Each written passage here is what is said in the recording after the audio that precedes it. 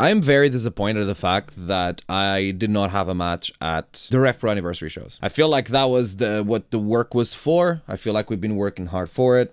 I feel like the spot was earned, and that sucks. But at the same time, and I've been having this conversation with a few people, at the same time, and I do feel what I'm about to say, wrestling owes me nothing, right? I have sat in this chair and I had conversations with you. I'm very open about how I think about things, and I keep my consistency even against myself. Effort doesn't matter. All that matters is results.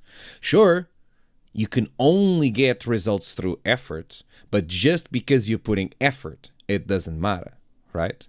And I don't think that, it's not that I don't think, I know professional wrestling is not a meritocracy. It's not a thing that you do. It's just because you're in it and you're putting stuff in doesn't mean that you automatically should expect stuff to come out. It's the anniversary show and the way that it was put forward, especially as you look at the cards, it's very different from other big shows, for example, like Summer Sizzler, which I was a part of, or High Stakes, which I was a part of, where you only have a few people who are not regulars from RevPro. Effort doesn't equal reward, but there's no shame in believing your effort was worth your recognition with a match in that way. It's all good. Yeah, exactly, right? It's exactly that. All I can do is put in the work to get to that position, but I don't get to choose myself, right? I don't even get to choose myself in my own promotion, right? So it's just not the way it is, right? All you can do is the stuff you can control. But like, you look at this card, and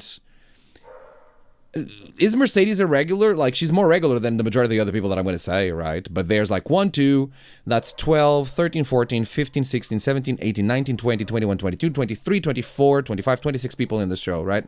There's 26 people on this show, and I'm going to count Mercedes as like a regular because she's regular enough to be on these shows, and she will. If you compare this to like other big shows or the like peak shows, the comparison is there, right? Oh, she's there as well, so she's a regular, right? But you got Speedball, Shibata, Tanahashi, Hechicero, Kyle Fletcher, Blue Panther. GYV are a bit weird hybrid, right? But Yuo Uemura, Persephone, Francesco Akira, Tomohiro Ishii. What is this? Half the card in Global Wars are people that are not regular in RevPro? So, and that is the appeal of the Global Wars card, right? So there's only so many spots for the RevPro regulars. I get that, right? That makes sense. That's fair. And then the anniversary show, you don't have as many non-regulars, right? Who's not a regular here? The Zack Sabre Jr., Persephone, Yuya, Alex Windsor's on the way out, I guess? And then like Hechicero and Blue Panther, right? There was, I'll say that, I'm not saying that RevPro didn't try to have me on the show. There was attempts, right? But they just didn't materialize, which is the way that it is. And as much as it sucks, it's the way that it is. I think that momentum keeps pushing, momentum keeps growing, and the important part here is that once we get to, for example, next year, there's a certain sentiment of, oh yeah, and what are we going to do with David, as in which match is he going to get? It's not a matter of like, can we find a spot for him or not? It has to be a matter of what is the spot, because the spot is guaranteed, right? We got a year. Obviously a lot of people, and a lot of them are in this chat right now, are people that have been helping me with that and being very supportive, and I appreciate it. I'll continue to try my best to earn that support, and we'll keep on pushing, right? You know, it's part of the globe, Portugal. Yeah, but you know, they're talking about the companies they're working with, right? Not exactly the globe itself.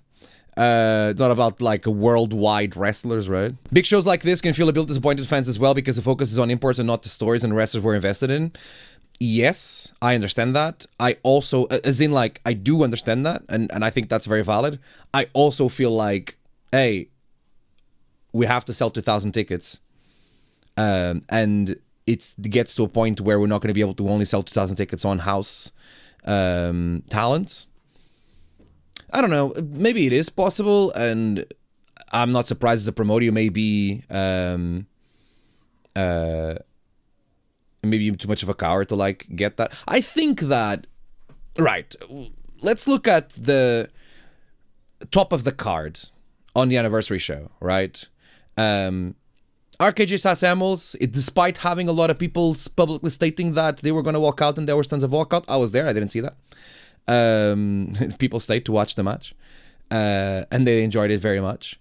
But you got this match, you got Michael Oku on the outsider, and then you got like the Zosiah Dream match with Zack Sabre Jr., and then you have Mercedes. You know, I can totally see how like here's how we're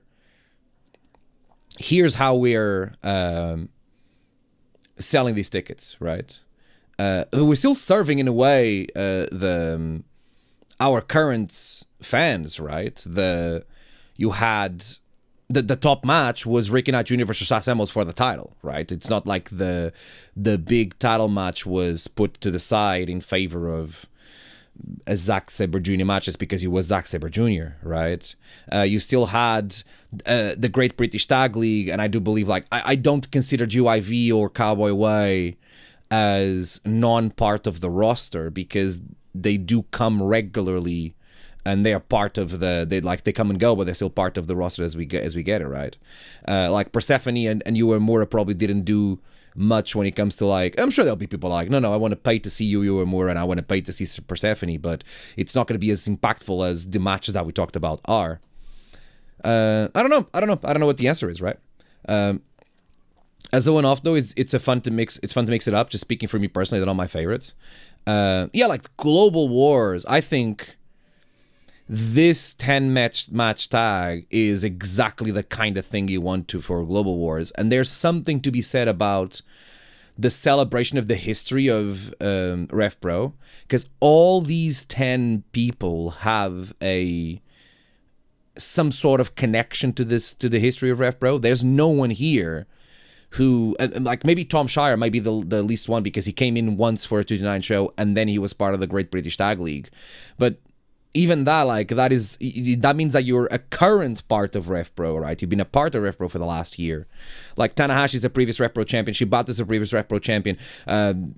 Speedball has been around so much. Michael Oku is Mr. RevPro, right? Zosiah is the little crown jewel of Andy Quill. And Kyle Fletcher, in a way, not just in RevPro, but like what he did in RevPro was a big contributor to the things that he's done, or for him to be in a position that he's in, right? A super important step in his development. Robbie X became the best cruiserweight in the world at RevPro, and Hechicero is one of those people that you always invite as guests and you love to have them in the house, right? That's cool. This is what Global Wars should be. It does mean that there'll be people that are not considered on the show, and I do think that the line, this is a weird thing to say, right? There's the line of people that have to be on the show, as in like, no, this is the kind of people that fans want to see, and it will feel weird if they don't get a match from this person. And the match where the line of wrestlers that like, if people don't see these wrestlers on the show, they're not going to feel like they're missing out on the RevPro experience, is very well defined. And I feel like I'm the only wrestler that is like on the line, above the line, but not to everybody, so it's a weird dance there. So if there is one less slot, I am the first person to be cut out, even if JJ Gale has been relevant for the past 8 months because of the work that I made to help him with that, but that's okay. Having said that, I have Fantastica Mania tickets. That's going to be a great show, and we're going to see Hechi versus Teeks there. Wow, how is Tiki already getting the Hechicero match? What is this? I'll take the Hechi match. I directly told Andy specifically, can I please, sir, be a part of Fantastica Mania this year? Because I have been a huge part of Fantastica Mania for the past 2 years, and these fucking Mexicans, all they ask is, so you're going to wrestle this time? There'll be words. I will throw hands on Andy Quillen if I'm not part of Fantastica Mania. We're manifesting it, and that means talking about it as a definite. If we pester Andy, will that help or hinder your chances?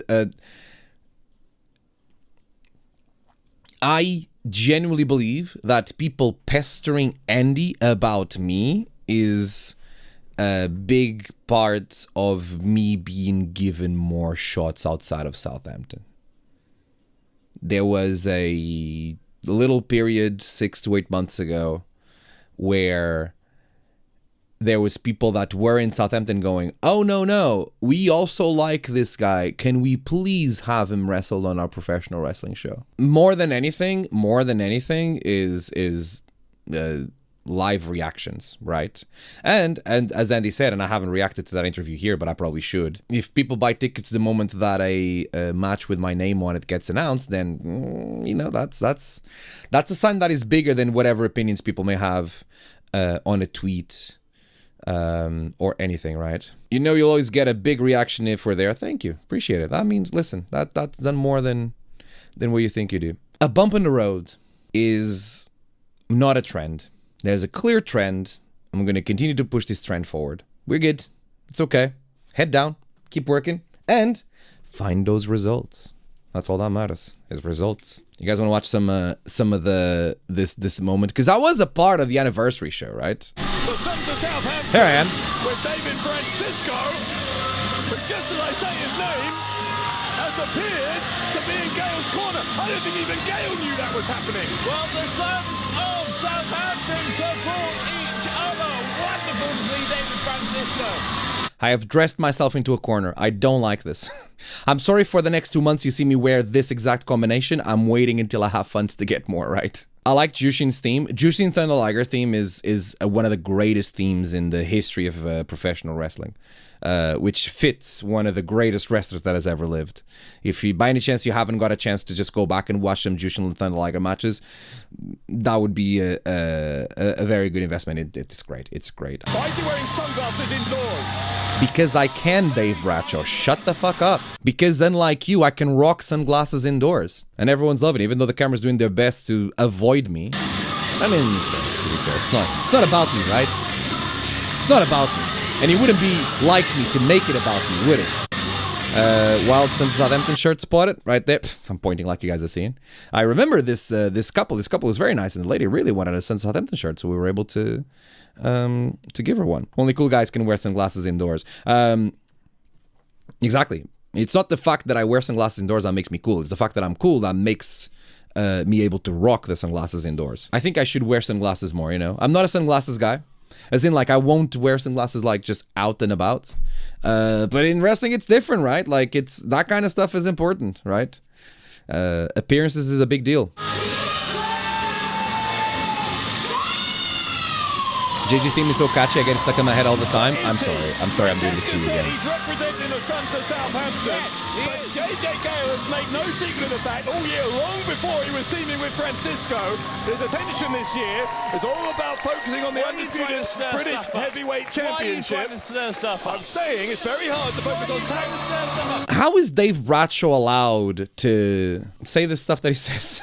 I'm like, you're supposed to be impartial, and he's nothing but impartial. There's no reason to bring up why would he say, oh, JJ Gale doesn't want to be in the Sons of Southampton. There's nothing that JJ Gale has said. He's not like telling facts. JJ Gale in fact has shown the opposite. It makes no sense for him to be doing this speech and this entire spiel on Sons of Southampton. I want to give you this tidbit as well, because as you notice, the referee of this match is the same referee that stole my title away from me. You will be able to see me say, hopefully with my lips, I'm saying, you fuck off, or you can fuck off, one of the two. Because fuck the Scottish ref. There's another moment that the camera's caught that I haven't shared yet, but I will share it here with you guys first, which is me checking out Yui Uemura.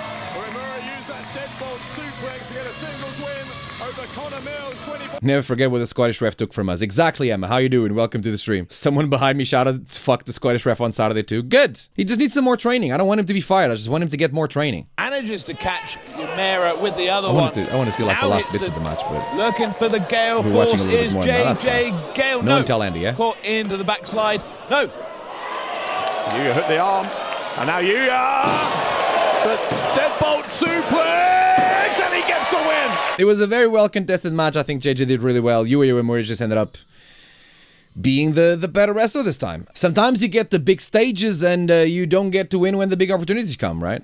Would it be different if I was in the ring? All I can tell you is that I believe so, but, you know. The disappointment etched across the face here of Gale. Am I telling JJ Gale in this moment to jump him? Maybe. I do believe if JJ Gale jumps Iwo Uemura at this stage, that he would probably make wonder for his career because he would be able to get a buzz and name on himself. And I would definitely join him. Don't get me wrong. I wouldn't leave my boy like that. But he didn't. I don't think he's the kind of person to do that, you know. He should have, though. And then he came and brought my hand. I'm like, I'm not attacking. I'm not doing anything. I don't know why he's talking to me. I did nothing. I did not interfere in the match. I didn't do anything. I guess Uemura is just doing the good thing of, like, giving me a handshake too. Fair. Okay, we can be fair like that. I'm thinking at this moment to just be there for JJ, right? He seems disappointed. And now I'm thinking, am I gonna jump him? I'm at this stage, I'm definitely considering jumping him. Uemura soaking up the plaudits. It's been a couple of weeks consecutively now of disappointment for the Suns of Southampton. Back to the drawing board for them. Why are you winding the pot again? What? Why are you stirring the pot again? Hey, he's doing it again, isn't he? I'm adding Why context. are you like this? You're not adding context, you're adding your opinion. There's no basis on the things you're saying. It's ridiculous. 13-year anniversary, night 2.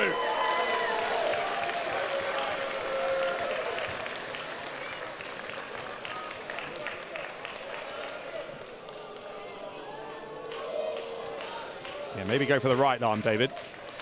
I did. What the hell does he have against me?